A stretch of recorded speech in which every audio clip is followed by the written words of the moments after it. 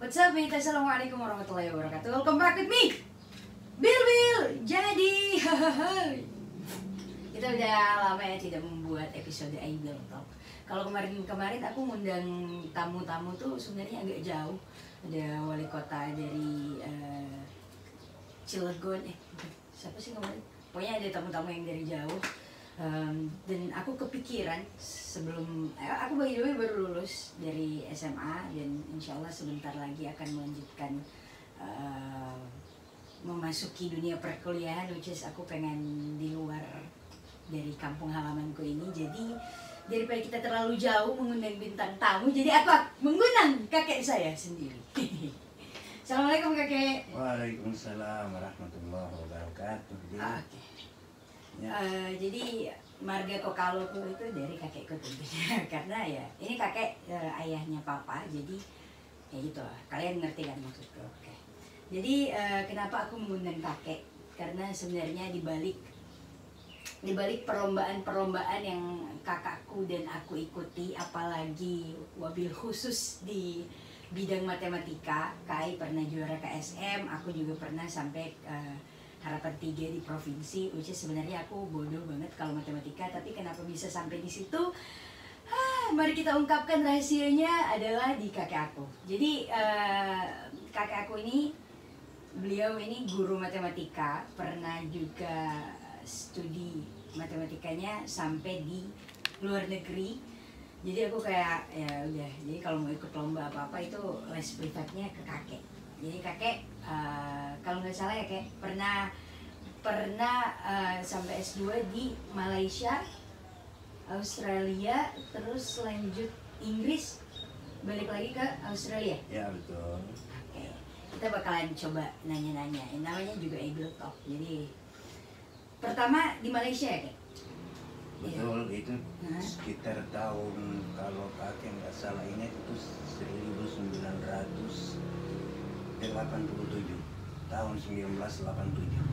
Nah, ini kakek bisa keluar negeri pada tahun-tahun itu, which is mungkin waktu tahun-tahun itu masih susah banget untuk kuliah, karena kuliah ke luar negeri kan masih jadi satu hal yang langka banget, apalagi ambil S2 di sana kan kak, S2-nya? Bukan. S1 di Malaysia. Jadi sebetulnya begini bilang. Kakek itu tahun 1987 ke Malaysia, tepatnya itu di Pulau Pinang. Atau biasa disebut dengan Pineng. Kalau di sana itu Pineng. Itu pulau itu tidak terlalu jauh dari Medan sebetulnya, kota Medan, Sumatera Utara. Nah, itu pergi ke sana itu bukan karena mau studi lanjut ke atau apa namanya gitu, itu bukan. Itu kakek kebetulan waktu itu sebagai instruktur guru matematika. Dulu itu ada yang namanya pemantapan kerja guru matematika, ya. Jadi kakek instruktur dari pemantapan kerja guru matematika yang disingkat PKG. Itu untuk tingkat SMP dan tingkat SMA sebagai instruktur, ya. Nah, kita yang instruktur itu dari seluruh Indonesia itu pada waktu itu ada lupa ya berapa provinsi, waktu 17 provinsi atau berapa itu agak lupa ya. Jadi kita dari semua provinsi itu ada instruktur dari PKG itu. Nah, tentu untuk ke luar negeri kakek sendiri kan mana kemampuan kakek untuk dari soal biaya ke luar negeri tentu tidak ada kan. Kakek pergi karena dikirim oleh pemerintah, ya. Jadi segala biaya itu adalah dari pemerintah, ya. Itu selama 3 bulan di sana.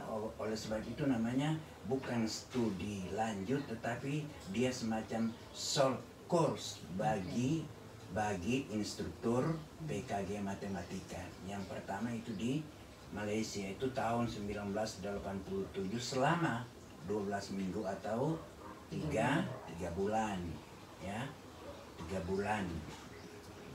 Oke, di Malaysia berarti udah selesai ya selama 12 minggu, 3 bulan, dan selanjutnya kakek pergi ke Australia. Di Australia itu udah ambil studi lanjut kakek atau gimana lagi? Nah masih ada itu apa? Bill, itu tahun 1989. Jadi 2 tahun kemudian 1987 pertama kali di Penang, Malaysia. Kemudian yang kedua tahun 1989 itu ke Australia juga, itu dalam kapasitas sebagai peserta short course untuk penerapan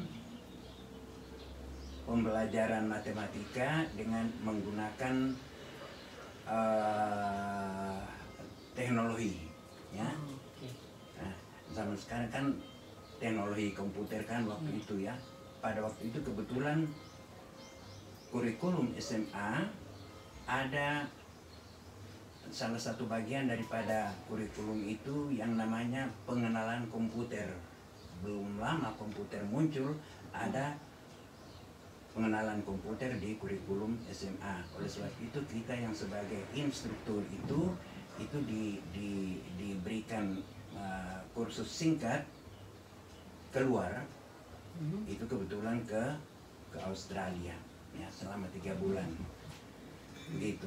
Itu karena kita sendiri ya mengenal pengenalan komputer itu. Kakek sendiri sebetulnya belum paham dengan komputer. Untuk pertama kali kakek menyentuh komputer malah pada waktu itu di Australia. Ya, pada hari ini harus menjadi instruktur untuk pembelajaran komputer di SMA.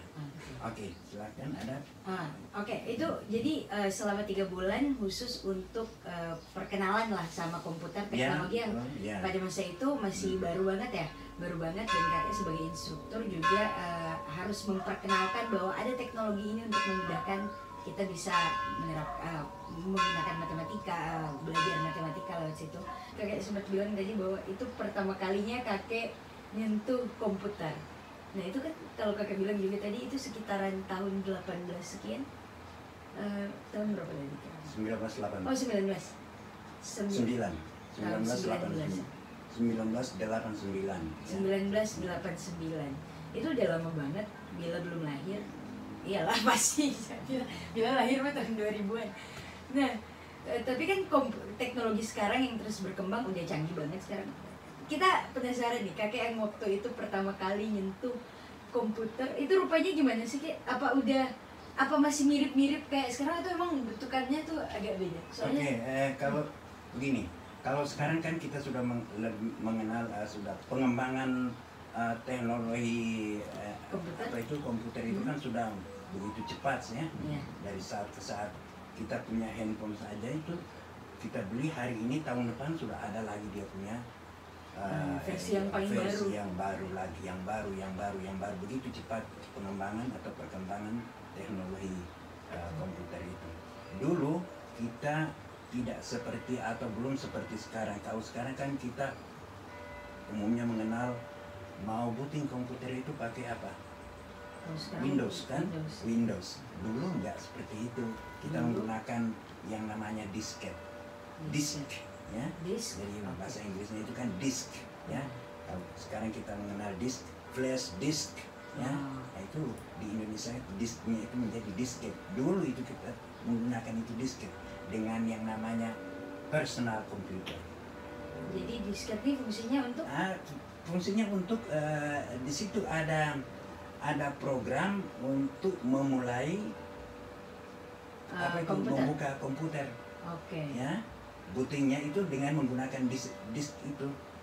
Ya, kita booting menggunakan disk. Kalau sekarang kan udah kita on-kan saja laptopnya sudah muncul Windows gitu. Kalau dulu lain. Jadi dulu disknya ini kayak dimasukin gitu dulu. Dia ada tempat. Dimasukin ke komputer, personal komputer itu. Gitu. Masih emang jadul dulu ya. Ya namanya juga. Tapi kalau nggak dimulai dari situ tidak ada Windows MacBook sekarang tidak ada ya. Oke. Mungkin cukup dulu dari situ, kita bakalan berangkat lagi ke Inggris kan kakek setelah short course selama 3 bulan tentang komputer itu ke Inggris. Nah Inggris itu masih short jaraknya dari Australia itu 2 tahun juga. Jadi pertama tadi di Malaysia 1987, ke Australia pertama kali belajar tentang komputer itu 1989, 2 tahun. 2 tahun berikutnya 1991 itu kakek ke Inggris. Tepatnya itu Inggris Utara, Skotlandia. Ya, Skotlandia, kota Dundee.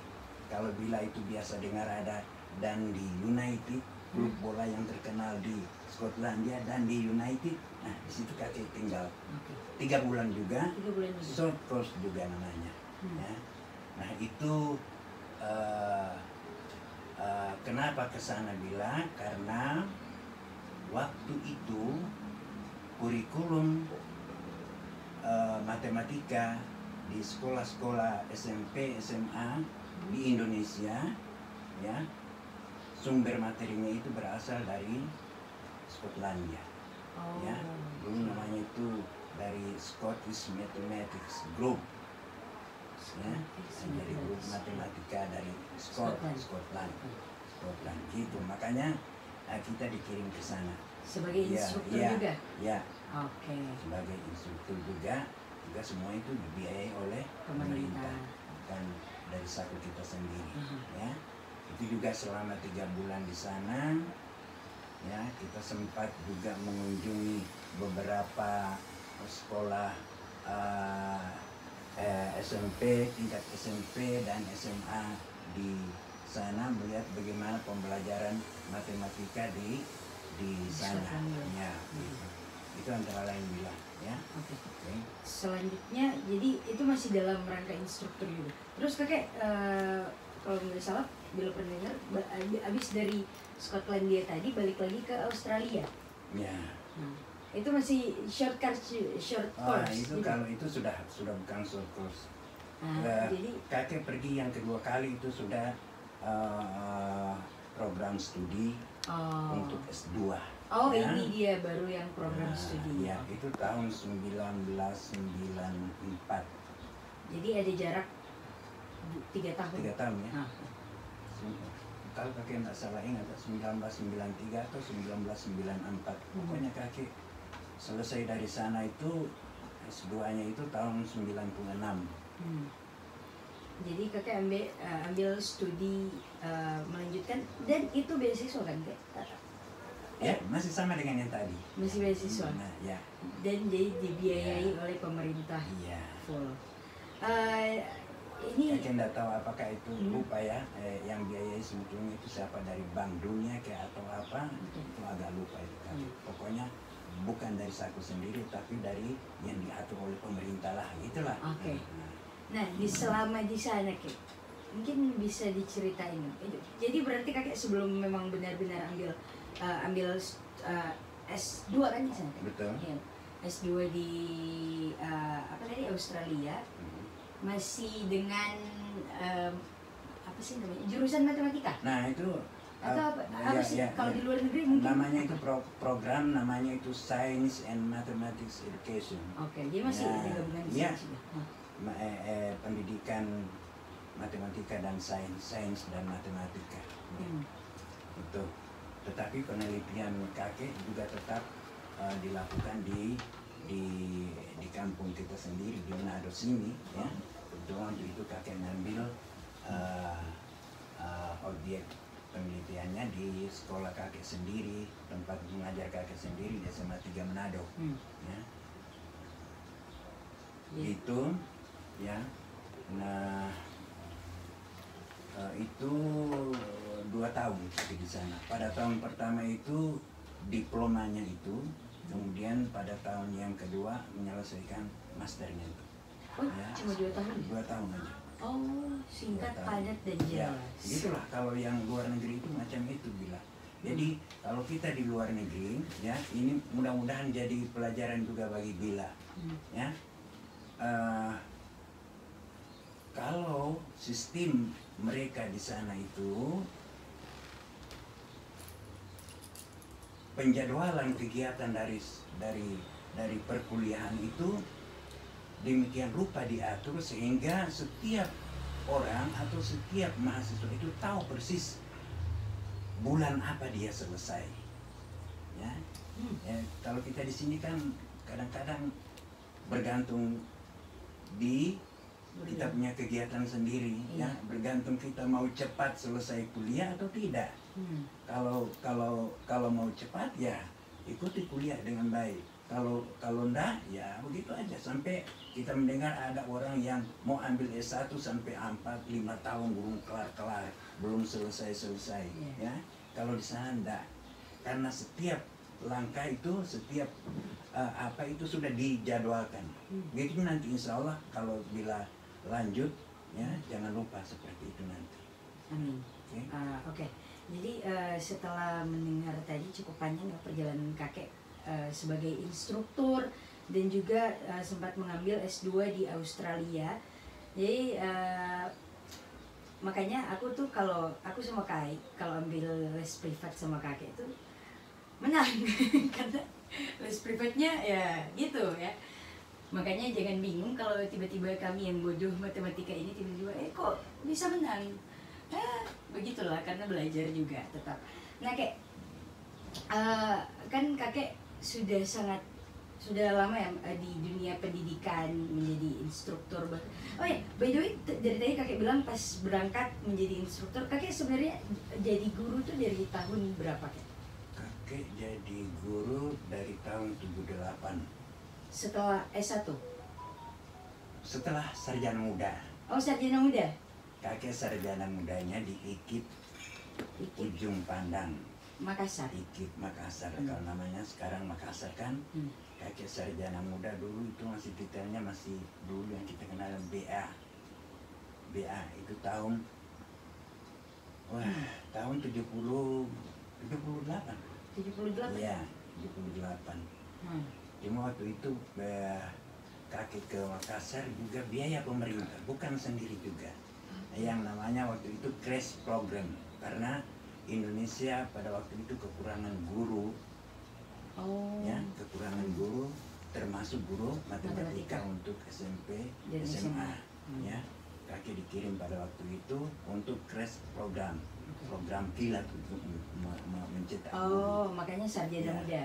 Ya, karena dia program pemerintah untuk memenuhi kebutuhan guru, maka setelah selesai tahun 78 itu langsung diangkat sebagai guru? Ya, belum pulang kampung kakek, belum pulang ke Manado, kakek sudah punya SK.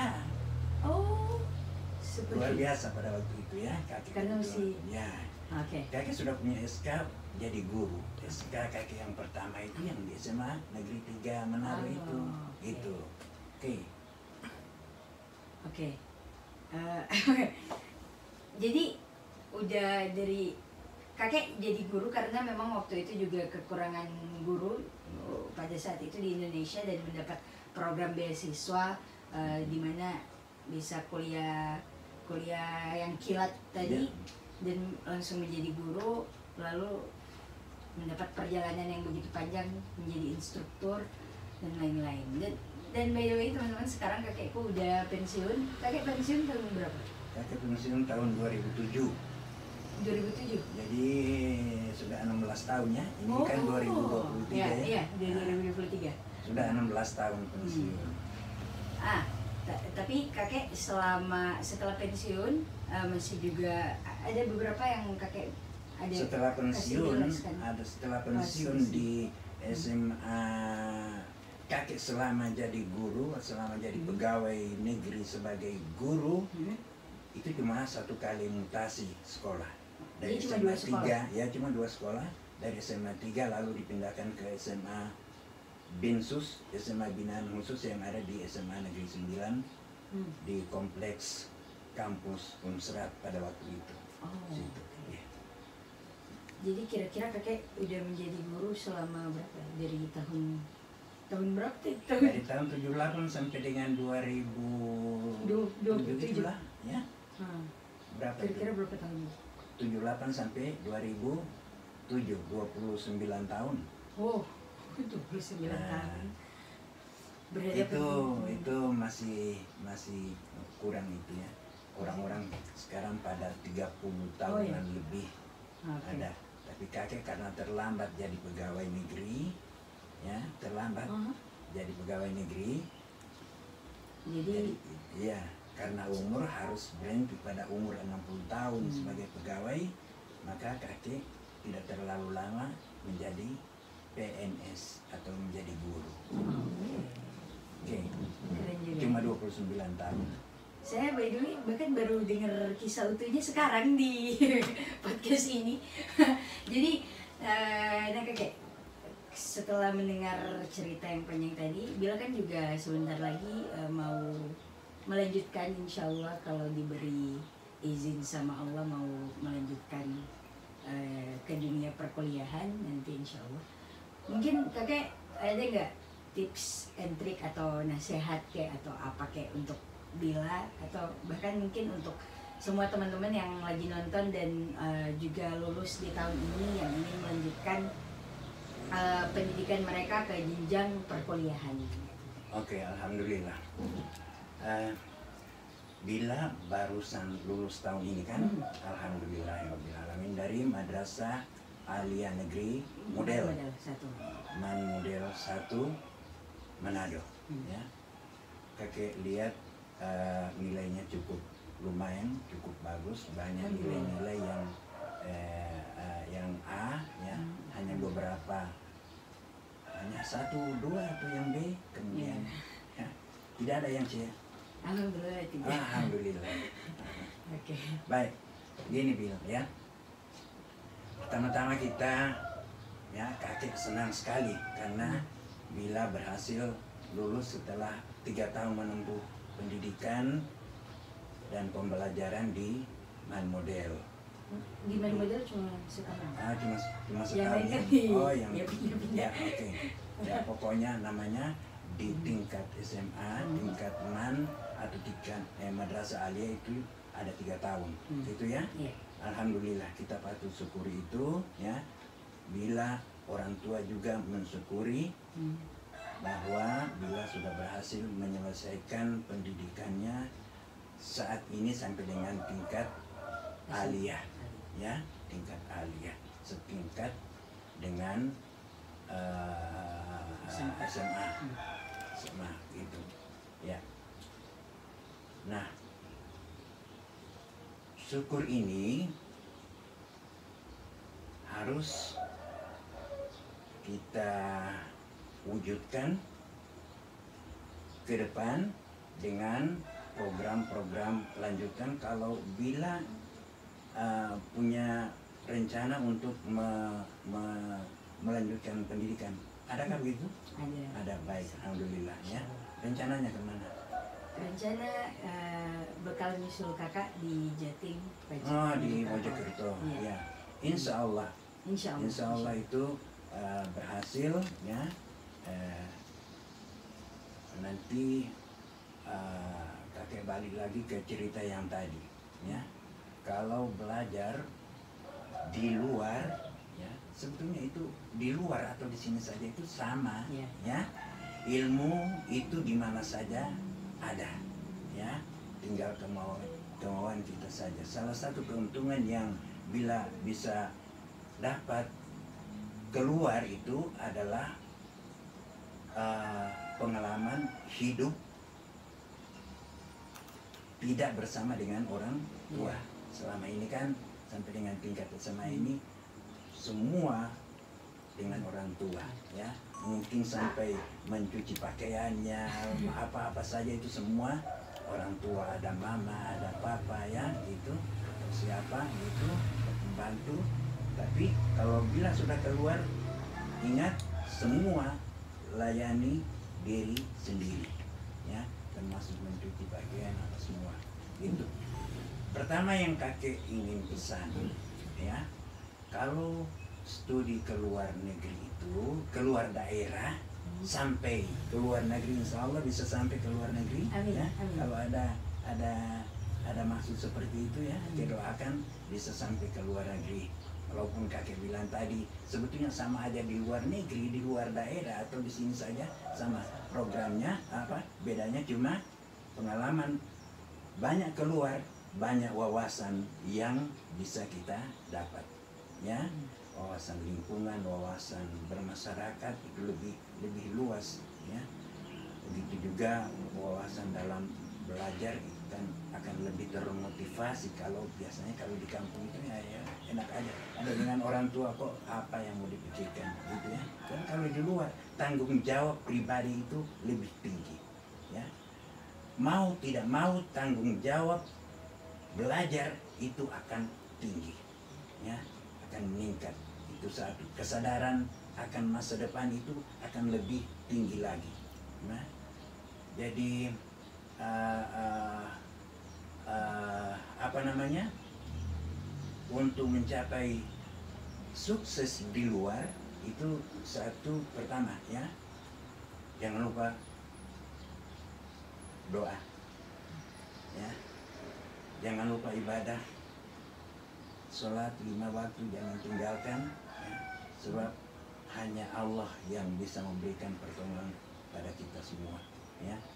Apa-apa kita punya usaha kalau tidak dekat dengan Allah itu akan sulit rasanya. Tetapi kalau selalu dekat dengan Allah, insya Allah Allah akan mudahkan segala kita punya urusan ya, segala urusan kita akan jadi mudah. Itu yang pertama. Yang kedua, jangan lupa orang tua, kedua orang tua ya. Jangan lupa kedua orang tua. Selalu mendoakan orang tua ya, begitu. Selalu mendoakan orang tua ya, berbakti kepada kedua orang tua ya. Itu nanti juga kalau sudah di luar itu akan terasa ya, bagaimana peranan orang tua terhadap diri kita ya dalam hidup ini, terutama sekali semasa kecil kita, dari masa kecil sampai dengan masa kita mengikuti pendidikan. Itu peranan orang tua besar sekali. Oleh sebab itu orang tua jangan dilupakan, hormati orang tua, hargai orang tua ya, selalu mendengar nasihat kedua orang tua gitu. Yang ketiga, setiap kegiatan bikin dia punya program ya. Baik kegiatan hari-hari bila sampai dengan kegiatan di perkuliahan itu atur baik-baik ya. Jadi ada semacam jadwal harian ya, kapan bila belajar, jam berapa belajarnya ya, di rumah maksudnya atau di kampus itu sudah ada jadwal. Kalau kampus kan memang sudah ada jadwal, tetapi di luar dari kampus itu ada schedule bila sendiri. Nah, belajarnya malam jam berapa, istirahat jam berapa, itu harus detail dan harus konsisten untuk mengikuti apa yang sudah dicanangkan di dalam program diri sendiri itu, supaya waktu yang kita gunakan betul-betul efektif dan efisien begitu ya. Insya Allah dengan begitu program belajarnya akan selesai tepat waktu, tidak ada ulur-ulur waktu, tidak sampai mengulur waktu. Program yang hanya 2-3 tahun atau 3 tahun bisa jadi 4 atau 5 tahun itu hindari ya. Selalu ada program yang jelas. Oke. Itu barangkali antara lain yang bisa saya sampaikan. Oke, alhamdulillah. Terima kasih banyak Kek sudah mau berbagi di sini, menceritakan kisah yang luar biasa. Semoga ada banyak hal yang bisa kita petik dari sana. Nasihat-nasihat tadi insya Allah juga akan bisa bila realisasikan, bila praktekan nanti. Dan by the way, aku lupa mention ini bahwa selama 1 tahun terakhir ketika aku belajar di Man Model 1 Manado, aku tinggal bareng kakek. Jadi luar biasa, selama 1 tahun juga aku bukan cuma belajar dari Man, tapi aku banyak juga belajar dari kakek. Kadang saat ngobrol atau bahkan ada materi-materi yang aku nggak paham ya, saya mengambil les privat ke kakek di jam-jam malam ya. Apalagi waktu awal-awal masuk, saya agak tertinggal matematika saya, jadi waktu itu sempat untuk menyesuaikan diri, jadi ambil minta diajarin kakek. Jadi terima kasih banyak kek. Sama-sama. Ya, semoga video ini bisa bermanfaat lah dan bisa menemani kalian yang sedang menonton video ini. Ya, that's it for today. I will talk. Don't forget to like, share, comment, and subscribe. See you in the next video. Bye bye. Assalamualaikum warahmatullahi wabarakatuh. Amin. Cium tangan.